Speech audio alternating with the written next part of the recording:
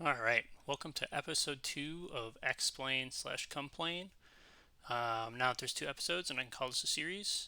In this series, I explain meta matchups, 1v1 matchups, and then I complain about the mechanics some of these meta classes have that I think are anti-fun or problematic or toxic in some way.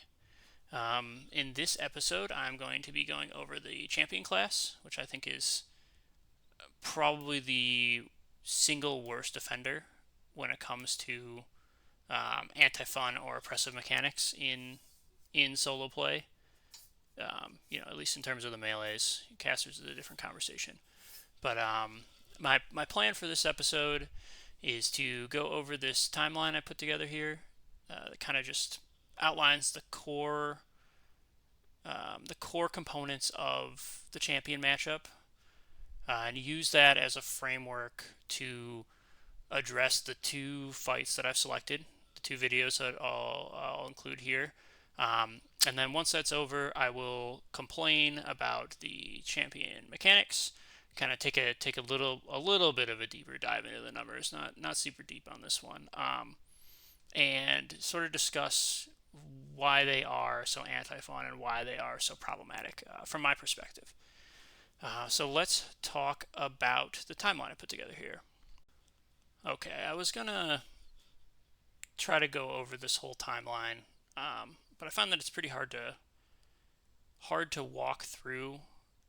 So I'm gonna just do a very quick and brief run through, and hopefully that will be enough to provide a framework for the videos, which I'll reinforce the ideas here using those clips, which might make it a little easier. But quick run through this timeline. You've got debuff duration in orange. I used 50 seconds. It's an approximation. I know it varies depending on resists and duration in a template. Blue lines are the debuff cooldowns, and then red lines are stuns and stun immunity, which I put in just kind of for illustrative purposes. I don't think it's not, who knows when they're going to actually stun you, but this is what the champion's looking to do. In short, a good champion is going to open on you with Strength Con right off the bat because that takes away max health. So it's like getting hit with a 600 or 700 damage nuke to open a fight, and probably dehaste to keep you ineffective and weak for this first 20 seconds. The reason the 20 seconds is so important is because that's when their cooldowns are back. So this is the first phase of any fight against any champion. This first 20-second window. If you're fighting them, you're looking to delay their damage. If that's using a health potion right off the bat, if that's using an early heal over time, you'll see in one of the fights I pop mine immediately in this window, almost immediately in this window. As the person fighting the champ, this is the first window where you have a chance to put them on the back foot. If you know they don't have purge, at least in the case of the melee heretic, because I'm playing off positional styles. Obviously, other classes that do damage differently might be looking for a different strategy here. But this is the first window where you have some space to make a play. Your purge is full value. If you say stun them here, say you're playing a Reaver, you slam them here, they don't have purge, you wipe the debuffs right after you slam, and you have full damage and swing speed on your second hit moving forward through the rest of the slam. You can get them down to 30% if you're lucky, and have a chance. But once we get into the second window here, between 20 seconds and about 50 seconds, this is where your purge as the person fighting the champion becomes far less effective. So the good champions will be looking to land their first stun here, because if I stun you as a champion, or you get stunned as the opposing player, and you purge it, they've got their debuffs back up. They've got a fresh set of debuffs to put on you. Maybe they've applied Dex Quick, maybe they haven't. I think that's going to be matchup dependent. That's going to be depending on what the champion's looking at, what's going on. Do they know if you have purge or not? But yeah, and I don't want to get caught in the weeds walking through this. It'll take like 20 minutes. But this is the core. This is kind of the core gameplay loop for fighting these champions. Is they want to string out their debuffs, and you're both just testing each other for purge. Essentially, you're both trying to get a purge out. Um, if you use purge ineffectively against a champion, and they have ST Badge of Valor up, they can delay you. They can delay their death almost certainly, and kill you.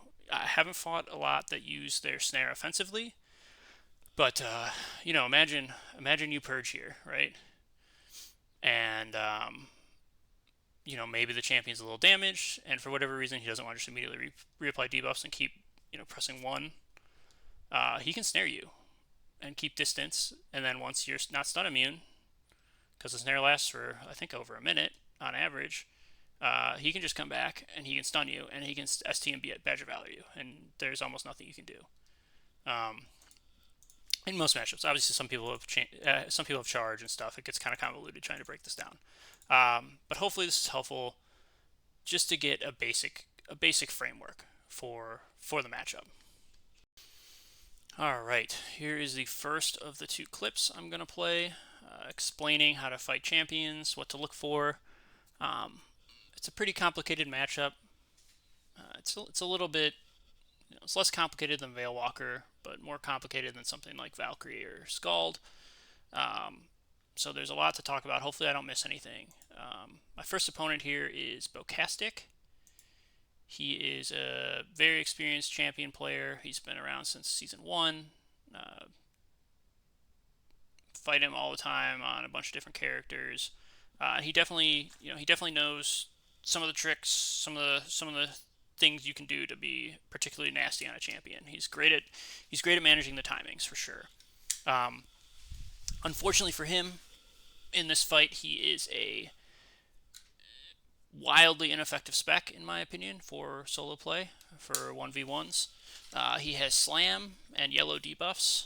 I think the specs that are red debuffs, high parry, I think it's probably 39 plus large weapon, maybe 50 large weapon, are way better, way harder to fight, because they can have their two-hander out and they can parry. If you go slam, you're essentially foregoing not only the new Season 3 one-hand damage bonuses, but you're also foregoing any active defenses while you're trying to do damage, because he doesn't want to use a one-hander. So that shield is literally just a slam, and I think I get what he's trying to do, and you'll see it. He tries to apply it in this fight. So I'll walk through what he's trying to do, I think. So we open the fight. I don't bow. I never bow. It's not a problem for me. This doesn't cause too much trouble, but just a light little start to the fight with a crappy level like 12 nuke. And he full debuffs. Now, if he wasn't slam spec and he didn't have a reliable way to stun, I think this would probably be a mistake. But I think what he's trying to do with the slam spec is drop all these debuffs, and most players, at least somewhat experienced solo players, are going to see all this and be like, oh, full rack of debuffs. If I purge here, I have potentially 20 seconds. Assuming I get lucky and I avoid some back stuns or some reactive stuns to get a kill. Maybe even if I get a quick stun early on, I can really pump out some damage. But you'll see that he, despite having slam, he waits to stun. So he does like in that timeline, he waits for that 20-second window to pass, so he can stun. And if I purge that and the debuffs, he gets a full rack of debuffs back on me. Now, one thing I want to note before continuing this video, as a melee heretic, if I am fighting a decent opponent, like an okay player with the proper spec, it is, I would say, nearly impossible to win. You have to have significant RNG go in your favor. They have to make mistakes, and they probably also have to not have realm abilities up, and you have to have all of your stuff up to win. It is the players who play these characters, they don't even need to really do much of anything. They can just space out their debuffs and auto attack you essentially, or press 1. You know, they don't need to try to fish for back stuns. They don't need to do anything, and you're so debuffed, you're so weak, you can't do anything. So, but let's so that aside, these two clips I'm showing are the exception to the rule. I lose these matchups 90% of the time, and the only reason I win this one is because he's not a good spec. So we start the fight. I like to cheat and engage in the beginning of these fights because I rely on an off block to dehaste and to stun. So if I can cheat and engage here, which I must be really close to the timer, it's great, but I'm not. So we open up. He parries us. Almost looks like I was out of view or something with a 40% chance to parry like that, but then I switch weapons to my whip. I think it's important to run celerity against champions. You know, classes like Champion, Scald, Valkyrie. I think you have to run celerity. You know, if it's a ROG, if you have access to baseline celerity, more power to you. You should be running it anyways. But so I switch to celerity ROG here, and I stick to my slash weapons. I don't use my heat legendary. I don't use my crush weapons. I just stick to slash. Scale's weak to slash. It's easy. So I'll use this weapon, and I'll use DKF, which gives me a 10% weapon skill buff, and caps spell damage in my template. So here we go. Get our first block. Fortunately, since he's a bad spec, I'm able to stun right off the bat. If he's a parry spec, it might take me, you know, several tries to land that second in chain. And again, we're looking just to get damage in here. This first 20-second window is all about getting as much damage on the champion as possible. It's probably going to eventually be mitigated because they have access to heal over time chest, but get damage on them, keep your health high. So you can see I pop the heal over time before he's even out of the stun just to stay topped off, because I know, okay, he's going to turn around and try to slam me. We know this because he's right at about that 27-second, 30-second window where he's got a full rack of debuffs back up. So one more swing, and he immediately looks for the slam because he's an experienced champion player. Now, what I'm thinking is I can't purge this. You know, it might look great. It's like, oh, well, I can get all the debuffs off. I can drop this slam. I'm ahead in health. But it's not the case. He's just going to re-debuff you, and you're going to get ground down. So we had to eat the stun. Fortunately, we got our HOT ticking. We're doing our best to stay alive. And then in this situation, I think it's best. We know we've got, let's see. He came out of the stun at 04, maybe 06. So that's an 8-second stun. That's 46. We can stun him again. Always something to consider. Always have a timer. Always keep track of your stuns. So we get through this. We see pop our CLs to settle into the fight. Maybe I should have popped them earlier. Sometimes I get greedy and I sit on them, especially these fights that might get extended. I want them for the later phases, especially the parry and the absorb. But we see his celerity go off. We've got 24, give or take, seconds before we can stun him again. I'm lower than him. I'm fully debuffed. There's nothing to purge. Let's get out of here. You know, even though we're losing some of our stun immunity window, it has very little value if he's also stun immune. So let's take off. Important to note that the Heretic snare has 2 chances to be resisted, and I'm using a very low level one. So first tick of the snare, 5 seconds, unbreakable stun. Second tick, resist check, 15-second breakable stun. I think duration applies to that. It doesn't really matter. It's about 15 seconds. So we see here he resists, so he's running at normal speed. He's trying to cast something.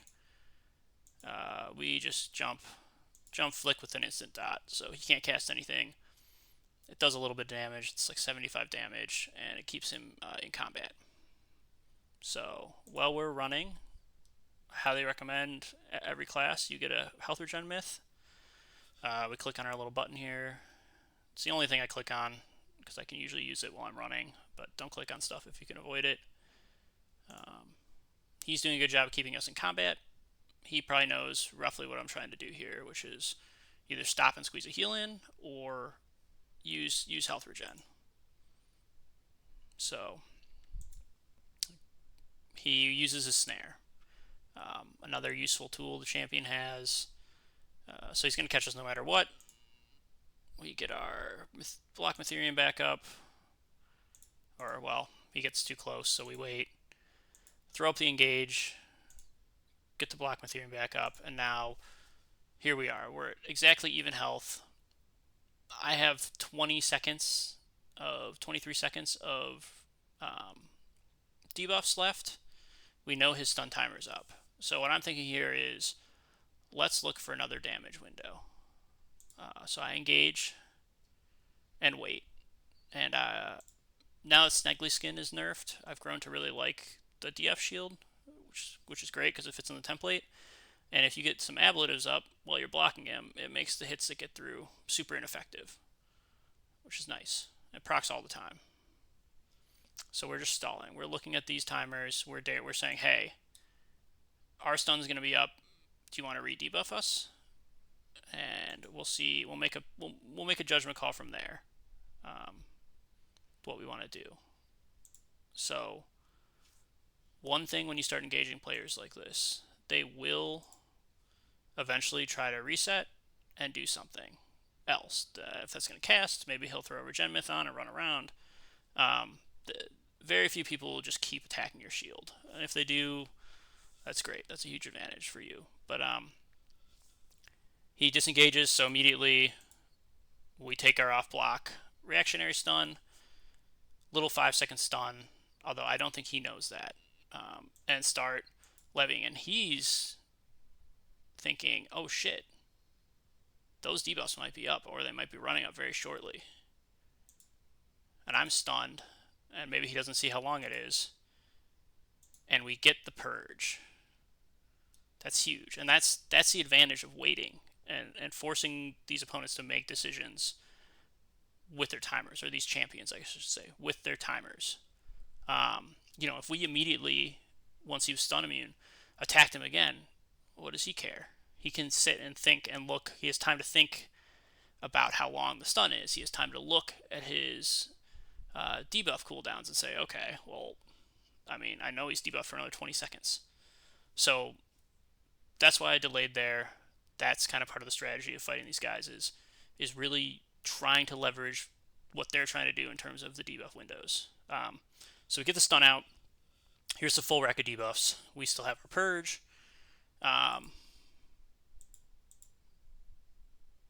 Okay, I'm going to leave. Another snare. Snare goes up. Immediately resists the second tick, which is unfortunate because I could have done a full reset here and maybe the fight would have looked even better. But so he's on me. I'm running. Unfortunately, I'm burning endo, which I don't know exactly what that is, but it's because I'm in combat. And as I'm running, I'm seeing my endo tick down and reacting to it. I want to engage him again, is what I'm thinking. And it costs endo to engage. I can't risk this being at 0 and then not being able to do anything. So run for a little bit longer. He doesn't have a purge. We are maybe getting closer to a better spot in this fight. He's got all his debuffs back up. We know because when they're about 25 to 30 seconds, they're all back up. So here we go. Put our block Mytherium back on again. Turn and engage. Block the first slam attempt. 86% chance. But of course, He immediately lands the second. Now, this is where it gets a little risky against the champion. And despite everything we've done up to this point, we're still not in the driver's seat. And we might have to just dice roll a purge here, because this isn't much. 67 health isn't very much. I mean, I'm 1809 max. This is 1,000 health, give or take. If he starts hitting me, he's doing 150 to like 170 per hit. Hits me 4 times. All of a sudden, I'm basically dead. So I have to purge here. Otherwise, I'm just going to lose. So I pop the purge. He messes up and drops ST. I don't know what the plan was there, because even if it was a 9-second stun, you can see it's about a 45-second stun immunity timer. So I don't think this ST was ever really going to work. Maybe he had a plan. I'm not sure. So we get out, and this is an important part of this fight. Okay, we got the block on the way out. You have about a 3-second window when you block to use a reactionary. If we try to turn around on someone and use a reactionary chain, there's a good chance they'll be out of you, especially as an NA player. So we drop our weapon back in, we go out of combat, turn around, open up with our off-block chain. He doesn't reapply debuffs. I think he was flustered. Maybe he was flustered. I don't know. Mistake on his part. All we can do is take advantage of it. Clean off-block chain, 8-second stun. We know he doesn't have purge, and our debuffs fell off naturally. It doesn't get, or I guess we purged the debuffs. It doesn't get much better than this, and we find the kill. So this is probably the first approach to how you can beat these guys, is just slowly over time trying to get everything out. If you're a Kite that can classic Kite and heal, great. Gives you an advantage, gives you a chance. And again, most of the time I can't block them. They do too much damage. I can't do anything. They snare me and catch me and do too much damage. And their snare lasts longer than mine. Most of the time I just die. But we can do a number of small things to try to improve our chances to win, and occasionally get lucky, even against a pretty solid player here. So that's that first fight, and now I will go to the second one. Alright, here is the second champion fight. I selected this one because it shows how you can take advantage of a full purge to clear debuffs and find a kill window against these guys. This player struggles at times. I've died to him plenty, because like I said in the previous clip, you can just cast debuffs and auto attack for the most part, and beat most classes as a champion, especially melee heretics. But I think this shows kind of another approach, whereas the last fight was a little more cerebral, a little more tactical. This one's a little more basic in terms of its form and its strategy. But again, the windows still apply from that timeline. So let's start it. Run into this guy going in. Still, he's pretty high realm rank. I think it's late June, so he's probably close to cap, relatively close to cap.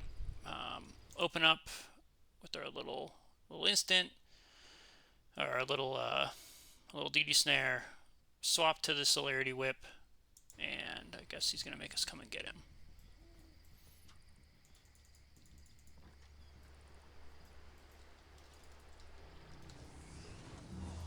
Go. And now against this player, I'm not approaching the fight nearly as cautiously, but you will see Strength Con, dehaste. He's opening with the right debuffs. He's got he's setting up to put me in a position, in theory, put me in a position where I can't take advantage of my purge, or I can't get full value out of my purge. And again, fighting good champions, I can eat a full rack of debuffs, give them my back, get an instant backstun and an instant purge, so I get full free reign for 20 seconds and still just die. It just doesn't matter. So again, this is the right way to play. A lot of them don't even, especially if they have red debuffs, they don't even need to do this. This kind of careful strategizing. So when I'm approaching this guy differently, I'm just fighting him straight up. Um, I'm mega debuff still, just this 30. I think this is 38% dehaste. So I'm just gonna look for the off block stun, the off block shield stun, and I just want to see. I want to feel the fight out. I'm going for my my chain, and I eventually realize it's not gonna happen. And look at that parry chance, 40%. That's why the spec is so much better. It's hard. You can't really land. It's hard to land 2-part chains. It's hard to do a lot against them. They absorb way more damage with their two-hander out, and they're pressing the offense the whole time. So eventually, we're going for that incapacitate.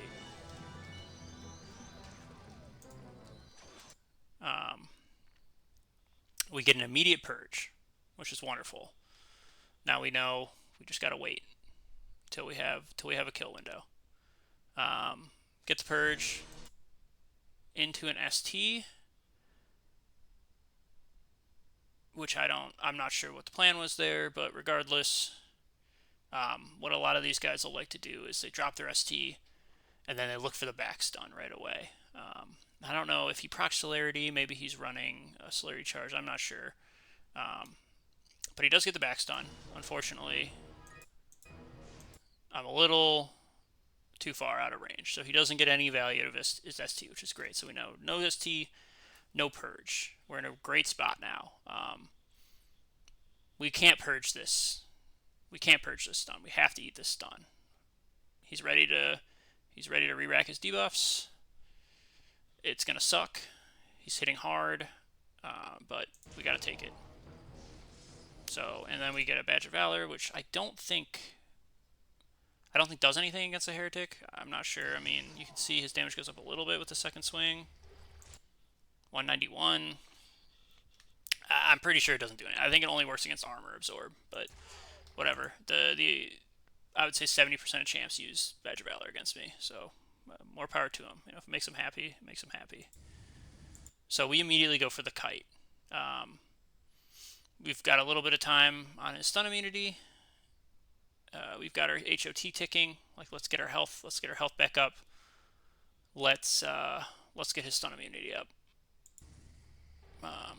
He snares me, and this is why the snare is so potent, especially for a Heretic. Cause, I've got now 20 seconds. He's gonna catch up to me easily, and then I've got to wait 20 seconds theoretically. I've got to survive, stay above 35% for another kite attempt. We know he has his full rack of debuffs ready, but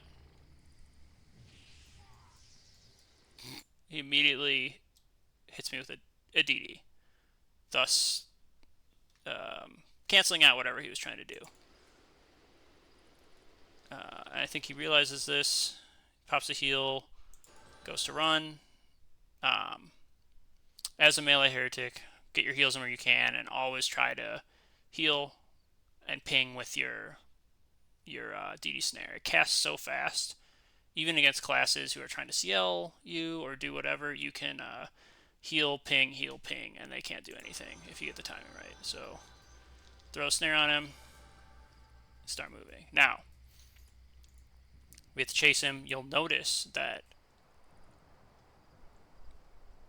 the strength con drops, and we lose 31% of our health from one strength con debuff, which is, to me, that's unbelievable that is even a thing.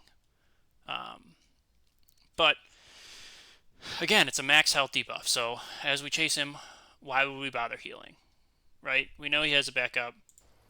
It doesn't, maybe technically you get a little bit out of healing here. He's at full health, so it's not like we're risking anything, but I just don't even bother. I just keep the chase up. But he's just going to cast it again as soon as we engage with him. So now this is a mistake I make. This is a little clumsy here.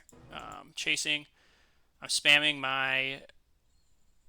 I have a macro for this little 4-second side stun, and then the back stun, which I think is 6 seconds. Land a little 4-second side stun, which is great. catch him, lock him down, and then, unfortunately, since I was spamming it while getting into range, we just ended up doing a shield style, which could have been a levy. Doesn't matter in this fight, but always drop combat if you can. My combat key's not in a good spot, something I probably need to rebind going into next season, but really important to be in control and be able to drop combat. We saw how much it helped in the last fight. It would have helped here. Again, get our one levy off, and immediately we're debuffed. So the health didn't matter, really. It didn't matter at all. So here we are. He pops a full rack of debuffs. We know he has about 20-second stun timer, so let's just go back real quick. So probably 58-20 it's up. And I decided that we can just fight this guy. I think we got a good chance here. We got our celerity weapon up, we got our little dot proc, which is good and bad. It's good in this case, it's bad in a lot of other cases. Get our block. Again, 34% chance to block. It's just insane the penetration these debuffs give. I have 25 block spec plus cap, essentially. Cap bonus. I have a block Matherian, and I have mastery of blocking 5 against a two-hander. It's wild. So we're fighting. We know he's not stun immune anymore, for sure. I popped a little heal.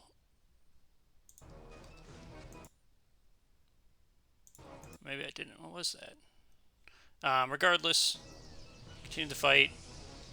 Okay. This is the kill window right here. We know he has no purge. I'm fully debuffed. My purge is going to wipe everything, right? So as soon as you see the stun land, you hit your purge. It gives him no chance to refresh anything. And you have max DPS after your first swing. So you'll see the first swing's delayed because you purge in between the stun and the first swing. You still have the dehaste effects in place. And that gives you your kill window. So I wanted to show this clip just as an extra kind of a way to show another way to approach these guys. They will sometimes give you kill window opportunities, and it's essentially all you can do to fight them. We saw this player made a ton of mistakes, one after another, after another, after another, and it still is an extremely close fight. I still had to use almost all my cooldowns. I had to consistently use charges and timers, and it's you can't block them, you can't swing, you can't do damage. You lose whatever it was, 32% health just from them clicking a button to start the fight. They have to make so many mistakes, or alternatively get so unlucky and have no cooldowns for you to even have a chance. And that gets to the core of, I think, what is so wrong with this class, which I will jump over to and address in the next section. Alright, here's the final section of the video, where I just kind of want to take a look at, what is actually happening when you're debuffed. Like, how much value are they actually getting out of these debuffs? We've seen from the other two clips that there is very little room for counterplay. You're operating on 20-second windows at best. If the champion does the most basic of things correctly, you're almost never going to get a full clear of the debuffs. It's inevitable.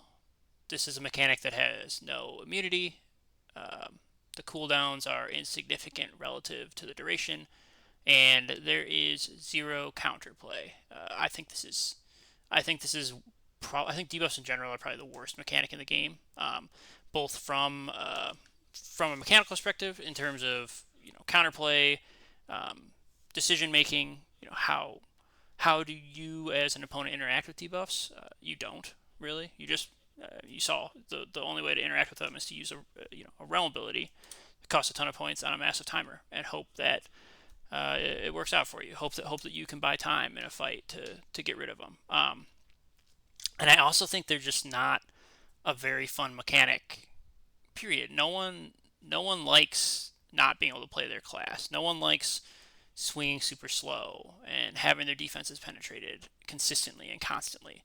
And I think the champion, the power level of these is such that it feels really bad. In addition to being a bad mechanic, there's also a fundamental aspect of how it feels as a player. Is it anti-fun? And I would say unquestionably the most anti-fun mechanic in the game. Coupled with this, I think you have uh, FSLS dehaste. You have other debuffs like that. You have assassin dehaste poison and strength con weapon skill poison. That just I think there's got to be a way to push a little bit of the power level. Um, like for example with the champion, the champion itself fucking sucks. They're extremely weak. They have no health. They have low weapon skill. Why don't we push some of the power level of debuffs into the actual champion itself? You know, Maybe there's a way to come up with some counterplay. Whatever. I'm not gonna propose a bunch of solutions here, but I just want to look at the actual numbers of what's happening when you get debuffed. So this is the yellow debuff. I just copy and pasted my stat readout from the video for each one. Let's take a look at what's happening here. So against Bocastic with the yellow debuffs, minus 142 strength, 135 dex quick, 142 con, and then I think it's a 31% dehaste buff. I'm not 100% sure on that, but I think that's the one he's using. So what does that equal? Well, it's roughly 440 weapon skill, which I believe is around. I'm guessing at these calculations, and maybe I'm wrong. I tested it with my weapon skill buff. It appears to be around 30% damage and around 10% defense pen. So right off the bat, you know, he's well, not Bocastic, but a normal champion is parrying us way more. And when we do hit, we're doing way less. And this is a problem when coupled with this access to the HOT chest. Um, all of Midgard doesn't get this. I don't know why. I think it's a problematic item. I think items as a whole need to be completely revisited. Procs in particular, itemization is not good, and some of these procs, it's just I use the HOT chest, right? I use the robes and the mages. It's great. It's great for me. But we can't pretend like it's not a problematic mechanic. And coupled with the champion's oppressive debuffs, it feels so overwhelming sometimes that they can debuff your ability to do everything and have this. And that also, the conversion legs are whatever, but I think it adds to the issue, right? If they're getting an HOT chest proc, they're getting conversion legs to proc. So you're hitting for nothing. They're healing for a percentage. These things are, the conversion legs in particular, are very easy to fit in the template. The HOT chest is a little harder, but they're pretty much guaranteed to have these two things. And then they're doing all this other stuff on top of it. So in addition to the weapon skill decrease, which lowers your defense pen and your damage when you actually do hit them, they're also nerfing your swing speed. This is the quickness. I think it's about 10 quick is 1%. I could be wrong, but whatever. However much 135 quick is, I think it's about 13% swing speed. They're taking it away, and then a flat 31%. And this is just for the yellow debuffs. On top of that, they're stripping away your max health for free, just by clicking a button to start the fight, and they're stripping away your chance to block them significantly. This is a block. This is a block Matherian right here, right? It's a lot. And this this has ancillary effects in terms of your percentage heal over time. And then if we look at the red debuffs, it becomes even more egregious. Almost 500 weapon skill, almost 8% chance to block, almost 30% max health. We saw On my character, it was 30. Well, it showed 31, but I think it's about 30 in reality, and even more dehaste effects. So, you know, I showed 2 wins, but the reality is, in these fights, oftentimes you're not swinging, you're not doing damage. They're hitting you every time. Their procs are oppressive when taken into consideration with the rest of their kit.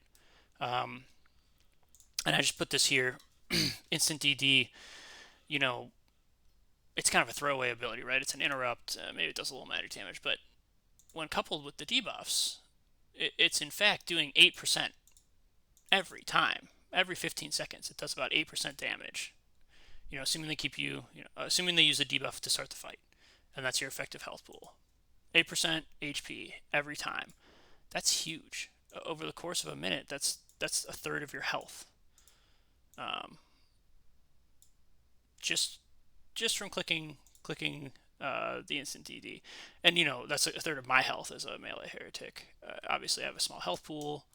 I think I have different templates in these two, but I sacrificed a tiny bit of health. So an average melee heretic with full health, the health pool is going to have like 2,500, low 2,500. It's like 2,515, 25, 25, 20 health.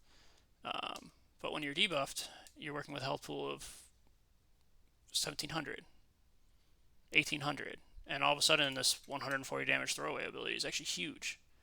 It does a ton. So I think this needs to be addressed. I can't believe something like this is in the game and has remained in the game. I don't know how you would design something like this and think it's good or fun. It's not fun to play against. It's not interactive. There's no counterplay. And then on top of that,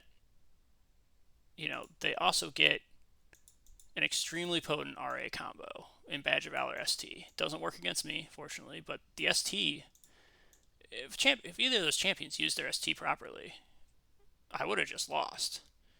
I was lucky that both of them messed it up. It's not that hard of an ability to use. You just count in your head when you drop it, or you wait and you snare, and you have a huge window to make sure it resets your stun timer. And coupled with Badge of Valor against an armored character, they're doing 500, 600, maybe even 700 damage with their weapon, with celerity up, because again they have the two-handed slash weapon that has a celerity proc.